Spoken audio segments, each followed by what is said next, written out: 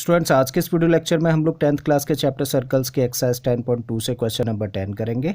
इस क्वेश्चन में हम लोगों को दिया है prove that the angle between two tangents drawn from an external point to a circle is supplementary to the angle subtended by the line segment joining the points of contact at the centre. मतलब एक circle के ऊपर एक external point से जो दो tangents draw करी जाती हैं, इन दोनों टेंजेंट्स के बीच में जो एंगल बनता है ये एंगल सप्लीमेंट्री एंगल होता है। कौन से एंगल का? उस एंगल का जो कि पॉइंट ऑफ कॉन्टैक्ट्स को सेंटर के साथ ज्वाइन करा देने से बनता है।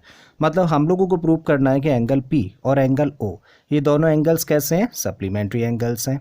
अब जब हम लोगों को प्रूव करना है कि दोनों एंगल्स सप्लीमेंट्री एंगल्स हैं तो सिर्फ हम लोग इतना शो कर दें कि ये एंगल और ये एंगल, इन दोनों एंगल्स का सम कितना है? 180 डिग्री।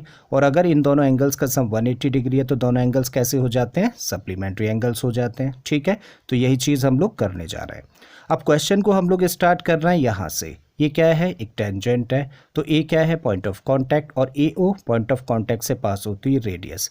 और हम लोगों को पता है कि टेंजेंट उस रेडियस पर जो कि पॉइंट ऑफ कांटेक्ट से पास होती है के ऊपर परपेंडिकुलर होती है। मतलब पी ए परपेंडिकुलर होगी किसके ऊपर? ए ओ के ऊपर। सो ये वाला एंगल अगर इसको नेम दें तो 1 कह सकते हैं। ये एंगल कितने डिग्री का होगा? 90 डिग्री का होगा। सिमिलरली पी बी बी क्या है? एक टेंजेंट है। और बी क्या हुआ था? Point of contact. और B O point of contact से पास होती है रेडियस। इसका मतलब ये एंगल भी कितने डिग्री का होगा? 90 डिग्री का। इसको क्या देते हैं? चलिए एंगल 2। सबसे पहले ये पॉइंट मेंशन कर देते हैं हम लोग। So angle 1 is equal to 90 degree. Also angle 2 ये भी कितना होगा? 90 डिग्री। और रीज़न क्या है? Since tangent is perpendicular to the radius passing through the point of contact, इसलिए हम लोग कह सकते हैं कि एंगल 1 90 डिग्री का है और साथ ही एंगल 2 भी 90 डिग्री का है। अब हम लोग आते हैं इस क्वाड्रिलेटरल पर। कौन सा क्वाड्रिलेटरल? इन क्वाड्रिलेटरल PAOB। सो इन क्वाड्रिलेटरल PAOB। अब क्योंकि ये क्वाड्रिलेटरल है तो इसके सारे एंगल्स का सम कितना होगा? 360 डिग्री। ठीक है, तब इसमें कौन कौन से एंगल्स है? Angle P plus angle A plus angle O plus angle B। इन सारे एंगल्स का सम कितना होना चाहिए? 360 degree. Angle sum property of quadrilateral. अब एंगल P को ऐसे ही रखते हैं। E के प्लेस पे क्या रख सकते हैं? E का मतलब एंगल 1, तो यहाँ पे रखा हम लोगों ने 1।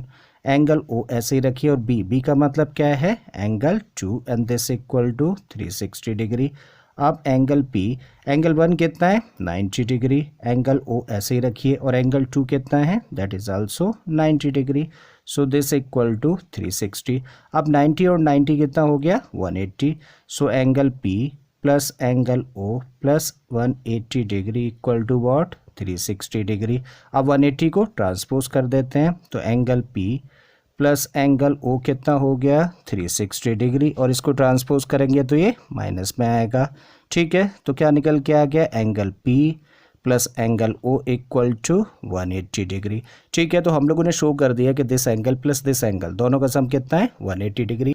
और कोई भी दो एंगल्स जिनका सम 180 डिग्री होता है वो दोनों एंगल्स कैसे होते हैं? सप्लीमेंट्री एंगल्स होते हैं। ठीक है, तो हम लोग कह सकते हैं therefore angle P and angle O are supplementary angles. और यही हम लोगों को शो करना था। ठीक है, आई होप स्टूडेंट्स क्वेश्चन आपको समझ आ गया होगा। अगर ऐसा है तो प्लीज़ वीडियो को लाइक कर दें, चैनल को सब्सक्राइब कर लें, और बाकी के क्वेश्चंस के लिए आप मेरी प्लेलिस्ट में चले जाइए। इस तरह के बहुत सारे क्वेश्चंस मैंने ऑलरेडी अपलोड किए हैं। मैं फिर से आता हूँ एक नए क्वेश्चन, एक नए कॉन्सेप्ट के साथ में। Till then keep learning and thank you for watching this video.